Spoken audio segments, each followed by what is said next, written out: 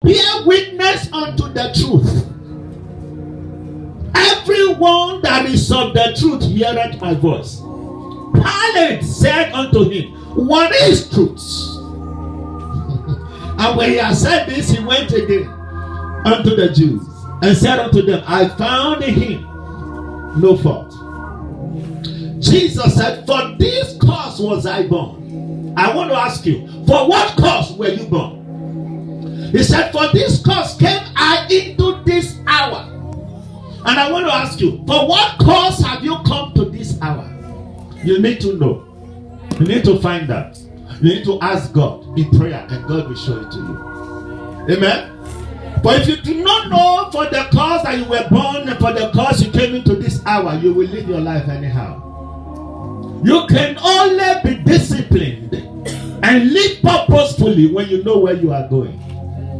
If you don't know where you are going, anywhere you get to is a destination.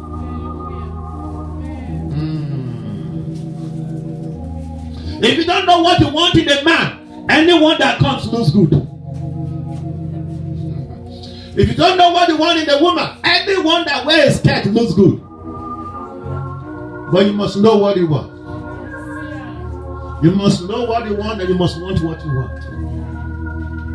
Did you hear that? He said, for this cause was I born, to bear witness of the truth. To bear witness, to testify of the truth. Pilate never heard that before. Pilate said, what is truth? What is truth? We live in a world where it is said that truths are relative. What may be true to you may not be true to me. What may be true to you, so you can do your own truth, I do my own truth. But that is a lie from the pit of hell. Are you following what I'm saying? Truth is not relative. Truth is absolute. Then what is truth? Truth is the revelation of God. Truth is what God said is. Truth is what God called it. Are you following what I'm saying? What is truth? Truth is the revelation of the will of God, written down for us in the Bible. Are you with me? That is truth. Amen. The revelation of God's word, written down for us in the scripture, is called what? Truth. Amen. It is not relative, it is absolute. Jesus said in John 17:17, he said, Father, sanctify them through thy truth, for your word is truth. The word of God is truth. Somebody said the word of God is truth. From in to amen is truth. In is the first word of the Bible. The beginning. Amen is the last word of the Bible. So from in to amen is truth. The word of God is truth. You can live by it. You can depend on it. You can stand on it. You can believe it. God honor his word. God and his word are the same. Why do people sue people to court for what they have said? Because you can't separate yourself from your word. Do you understand what I've just said?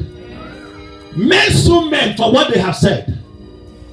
Why do they sue men? You should say, oh, don't sue me, sue my word. No, because you and your word are the same. When you say something about somebody and the person comes, this is what you have said, and begin to punch you, you don't say, no, it's not me, it's my word. No. You and your word are the same. You said it. So God is equal to his word. And the word of God is the truth.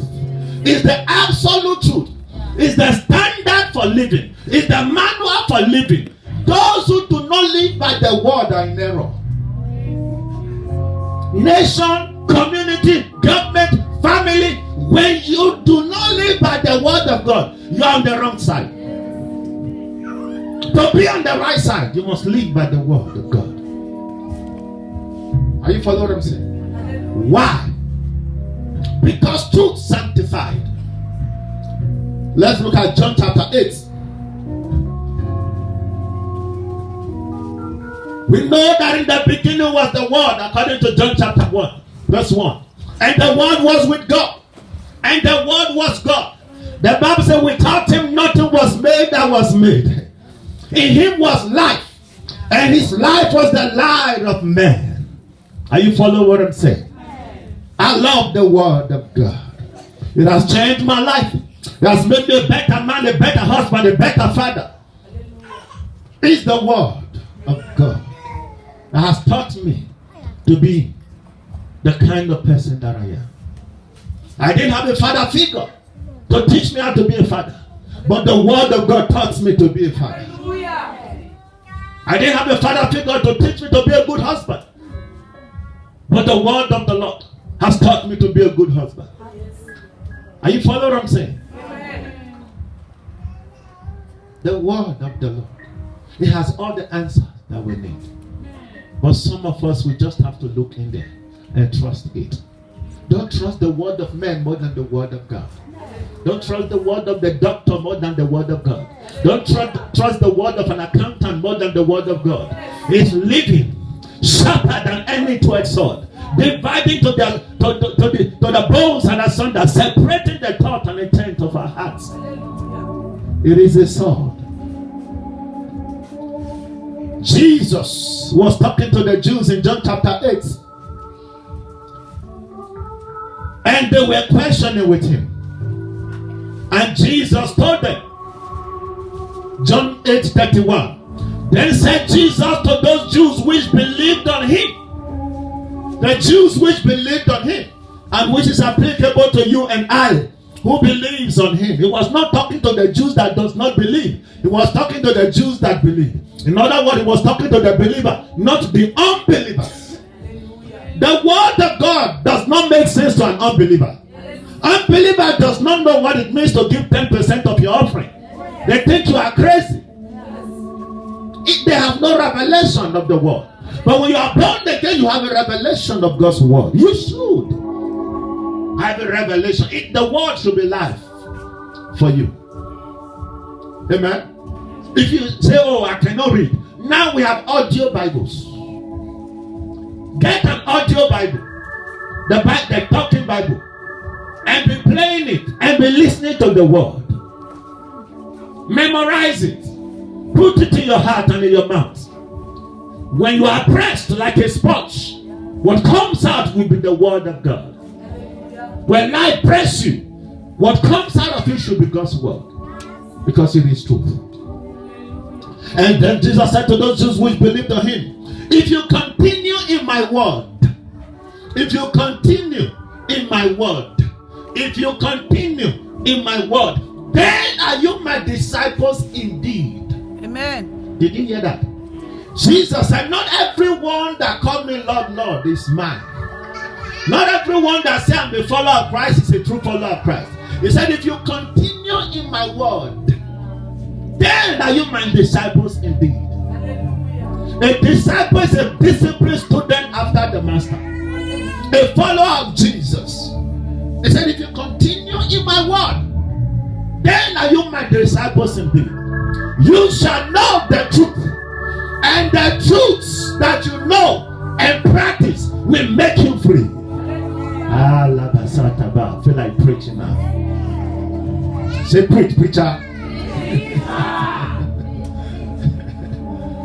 Amen. He said you shall know the truth. You shall gnosko the truth. You shall have an intimacy with the truth. You shall have an experience with the truth. And when you do, you become pregnant with the truth. Then you deliver the truth.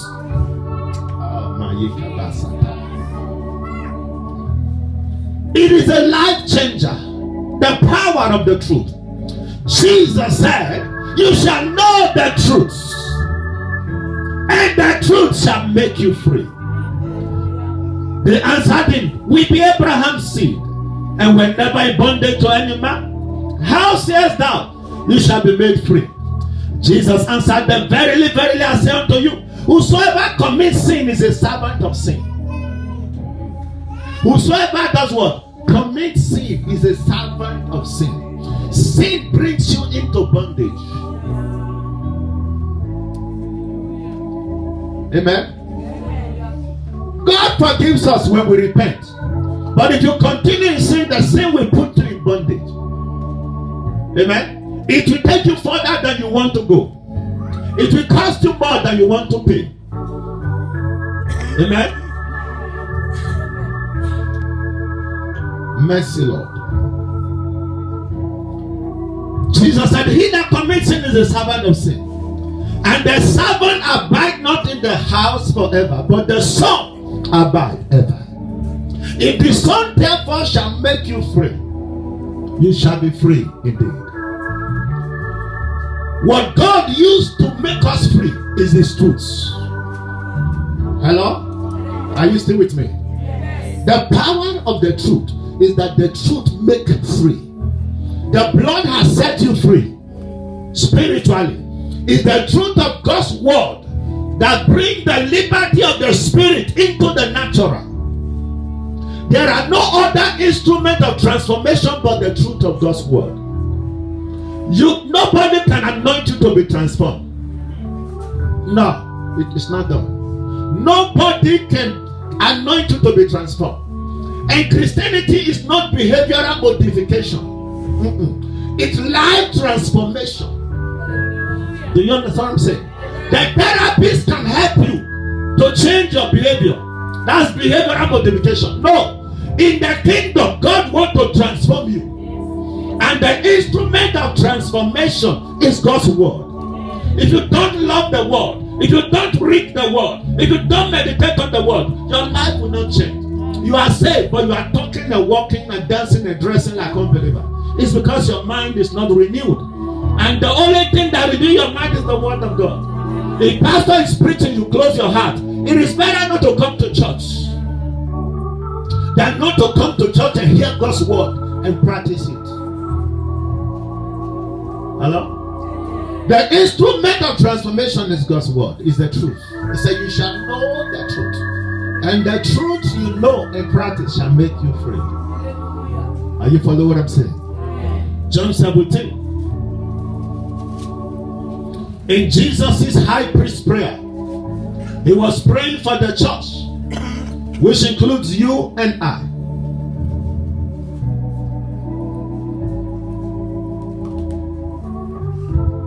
He said in verse 14, I have given them thy word, which is the truth. And the world hated them, because they are not of the world, even as I am not of the world. You see, a child of God, you cannot be loved by the world. It doesn't matter how much you compromise, the world can never love you. The world hates us because we convict them of their death and destruction. The world cannot love the church. It's not possible. God can give us a favor in the world to fulfill his purpose. Unbeliever can give you a favor because God is at work in his heart. But they don't love the church. They cannot. Are you following what I'm saying? So we must not try to be like the world to be accepted by the world.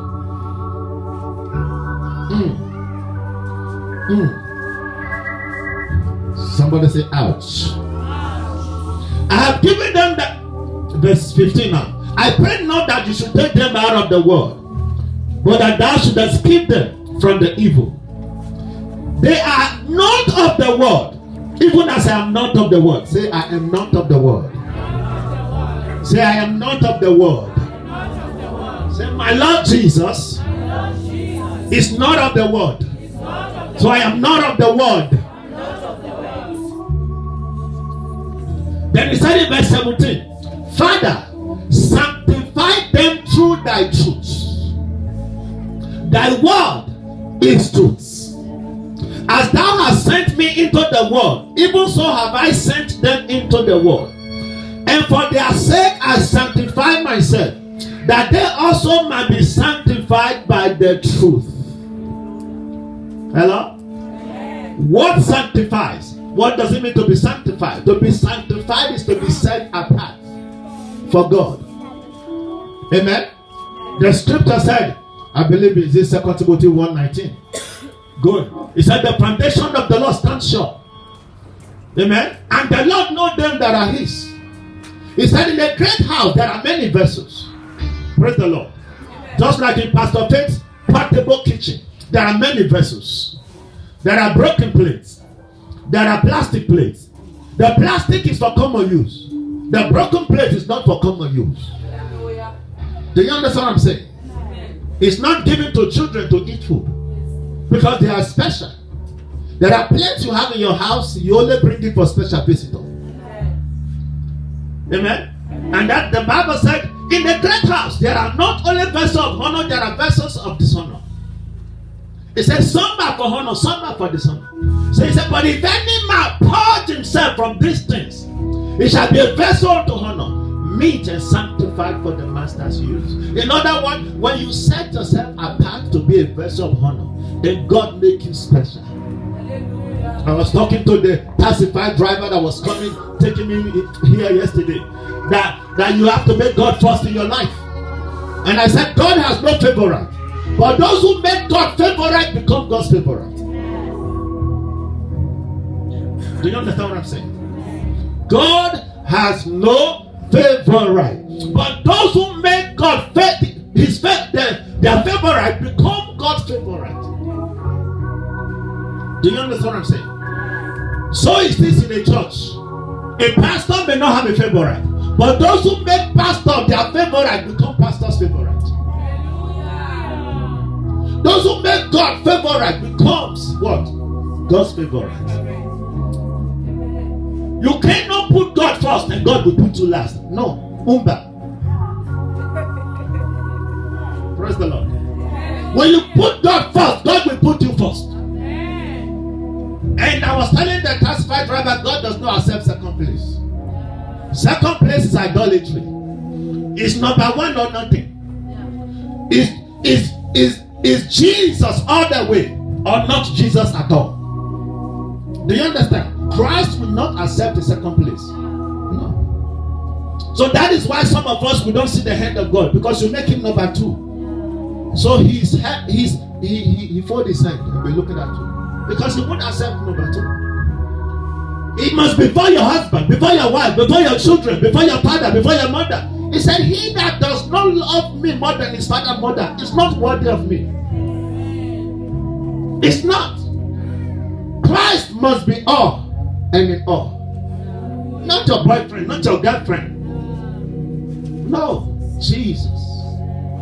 He's the one who went to the cross and died for you. He's the one who shed his blood to deliver us. He's the one who paid the ultimate price to set us free.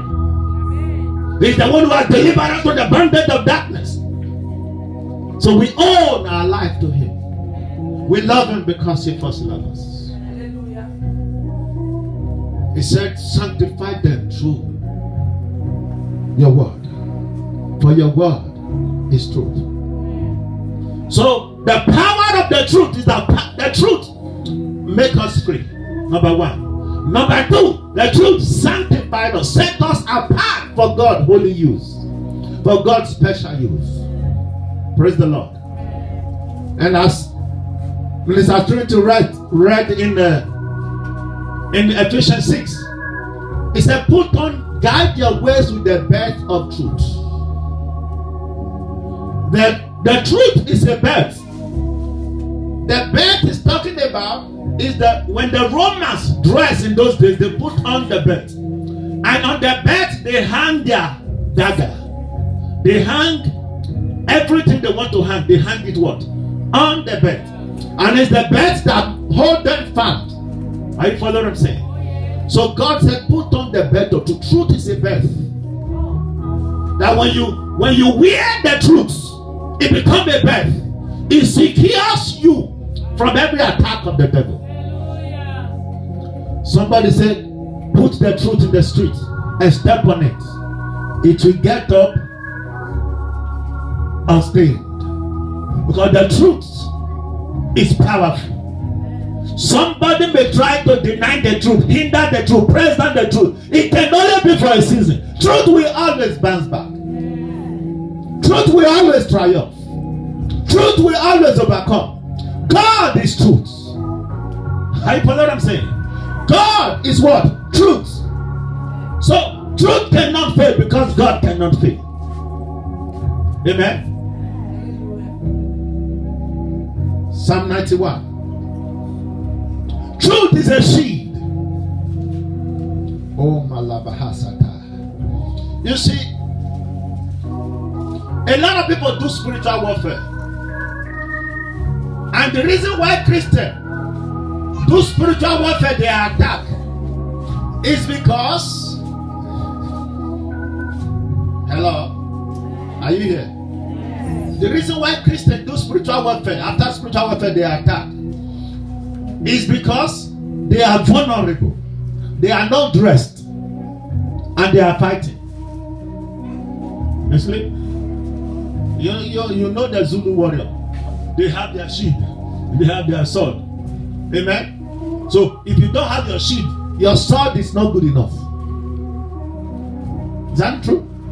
If you don't have your shield, no matter how good you are, the person that has a shield and a sword can defend them. You know, with your sword alone, you cannot defend. You need a shield. So the shield is to keep your heart pure. Do you understand what I'm saying? The shield of faith is trusting the word of God. The helmet of salvation is believing what God was saying. Those things, the defensive weapon Ephesians is talking about, they are all word of God. Where do you get the helmet to put on the helmet? The helmet of salvation is that I'm born again, I'm a child of God. That's the helmet of salvation. You follow what I'm saying? The belt of truth is your love for God's word. Amen. The shield of faith is your trust in the name of Jesus and in the word of God. Your breastplate of righteousness is your faith in the blood, that by the blood you are righteous. So when you are armed with these truths, you are covered. Amen. Your sandals of righteousness is that you are an evangelist. You evangelize and tell people the good news. You preach the good news. Then you shod your feet. Amen. Then we have the camouflage of the blood of Jesus. We wear it. Oh, Rabatayama. Psalm 91, verse 4. It says, He shall cover thee with his feathers, and under his wings shalt thou trust. His truth, everybody say his truth, shall be your shield and your buckler. Do you understand that? The truth is your shield. The truth of God's word. If you are living a lie, you have no shield. If you are living contrary to the word of God, you have no shield. If you don't believe the truth of God's word, you have no shield. Guess what? You attack the devil and he attacks you. You hit him and he hits you. So you are hurting, he's hurting. But when you live by the truth, you have a shield.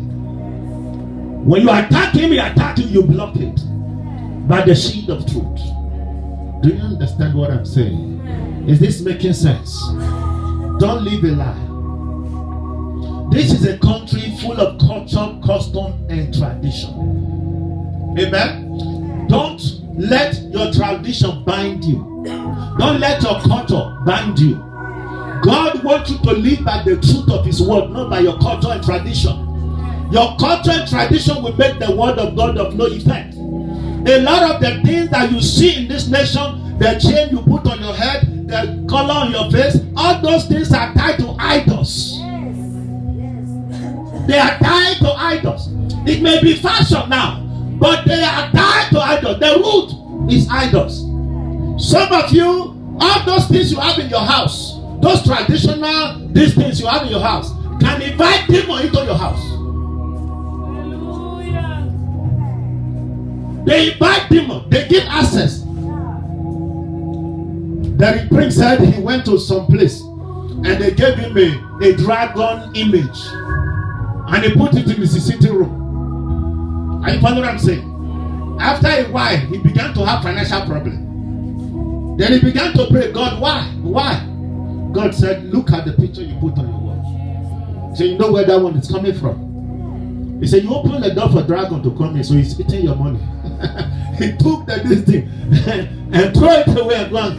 And the circumstance, the finances was released. If you carry those idolatry things as a child of God and put it in your house, it will invite demon into your house. It will hinder the angel from protecting you. Do you understand? Those cultural things on your head, on your neck, on your leg, they open the door for the devil to come and afflict you. Your house must be clean of every cultural and traditional things. Do you understand what I'm saying? Get rid of them. You are in the world, you are not of the world. You don't know where they are coming from. And some of those things, even those who said them, they have already did enchantment and incantation on them. Do you understand? This thing is real. It's not a game. Christianity is real. You don't mix them together. Oil and water does not mix. You can't be a child of God and be fooling with native doctor and God. No. All those ones standing there by the river, they think they are not Christians. You can't be a child of God. That is not what it means to be a Christian. All those one garment church and everything, they are not Christians. It's not Christians. As a Christian, we have nothing else but the word and the spirits. Amen. We can use oil to pray for somebody. We can use our water to pray for somebody if the Holy Ghost directs us. But what we have, our instrument is the word of God and the anointing of the Holy Ghost. Nothing else. Somebody come and stand in the river is deception. We need to pray for them that God open their eyes. Amen. That God open their eyes. You have to have the Spirit of God to be a child of God, to be a servant of God. If you like, wear a tie and start a church, so you are a pastor. You don't have the Spirit of God, you are none of God. You may read the Bible. It does not make you a child of God. You have to have the Spirit of God in you. Are you with me? He said, His truth shall be your shield and buckler. Are you a lover of God's truth? So what do I do with the truth? Quickly. What do you do with the truth? Number one, desire the truth. Hello? Hi. Tell anybody, desire the truth. Hallelujah. That is where it starts from. You must desire the truth of God's word. What is truth? What is truth? Answer me now. The word. What is truth? The word. The word of God is truth. Amen. So, how do I start to walk in the truth? Number one, desire the truth. Psalm 51 verse 6. This is what David said. He said, Behold, thou desire truth in the inward part, and in the hidden part thou hast made me to know wisdom. Psalm 51 verse 6. You desire truth in your inward part. Amen. In your inward part, you must desire the truth. Praise the Lord.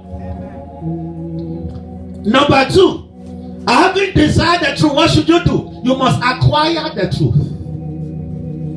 Hello? Acquire the truth. Go for the truth. Stand for the truth. Seek the truth. Proverbs 23 verse 23.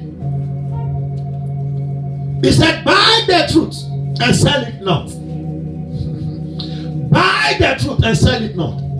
And wisdom and instruction and understanding. Buy the truth. Proverbs 23 and sell it not. What does it mean, buy the truth? Buy your Bible, number one. Praise the Lord. Buy your Bible. Did you buy the Bible? I said you should buy for the child. I said bring it and let me sign it. Is it here? Praise the Lord. Buy the truth. Buy a Bible for your children. Make them read it every day. Even my child, from baby, they have children's Bible. And as they increase, I change it. We change it. We change it. I make all the members buy Bible for your children. And your child must also have a daily devotion. Children daily devotion. That they read every day before they go to bed. Children daily devotion the Bible. Like, make them read. Are you following what I'm saying? Train up a child in the way you should go. A child should have a daily devotion. Buy the truth. Spend money. Sell your shoe. Buy the Bible for your child. This is your Bible. Put his name on it.